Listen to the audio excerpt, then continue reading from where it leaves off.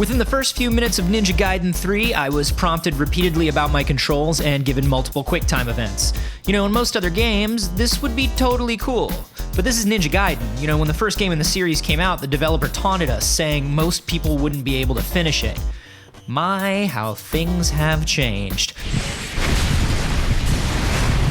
The game looks better than ever, and it's always looked amazing, but underneath all that polish and gore that we know and love, the game's gone toothless. Not bad, mind you, but not all that distinguishable from other action titles. The combat used to be about precision, timing, and knowing your enemy. You'd walk into a room, pick the right weapon, and use the environment to maximize your combos while collecting enough essence to upgrade your weapon to the point that you could survive the next room. It's very, very different now. Killing enemies no longer releases essence you can use to buy items and upgrades because there aren't any items or upgrades. This means there's no reason to deviate from the main path or explore the levels, and everything is way more linear. There are also no different weapons to find and use.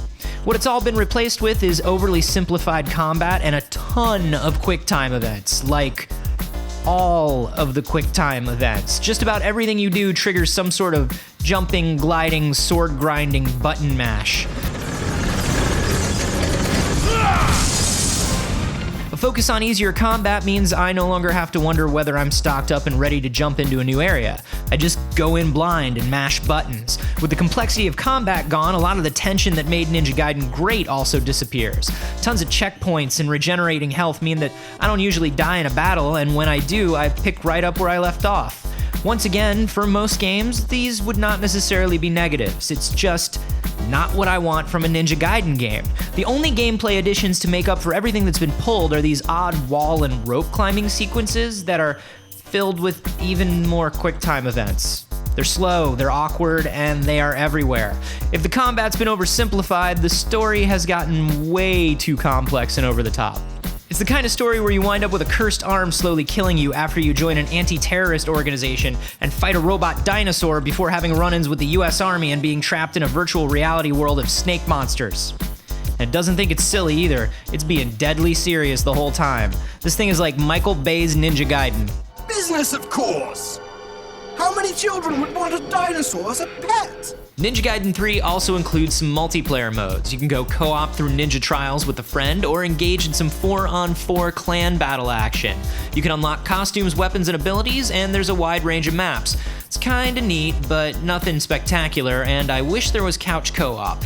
It feels like Team Ninja wanted to make a more accessible game with Ninja Gaiden 3. Now that's not a bad thing, but they went too far in the other direction, stripping out all the stuff that gave the series its character and turning it into yet another action game. If it was released under any other name, it might fly under the radar, but I think it's going to disappoint fans and it's not good enough to attract the newcomers Tecmo wants.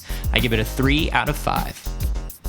So that's what I thought of Ninja Gaiden 3. I was a little disappointed. If you guys played it, let me know what you thought down below in the comments. Also on Thursday, in the studio, Mitch Dyer from IGN is gonna be here. He gave the game a 3 out of 10 in his review. So we're gonna hash that out and kind of discuss our differing opinions. Also, over on the Detoid channel, Max and Zach reviewed the game. So if you want even more opinions, there's so many Ninja Gaiden opinions, you guys.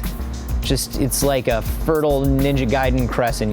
If you want a Ninja Gaiden review, you reach up and you pluck it.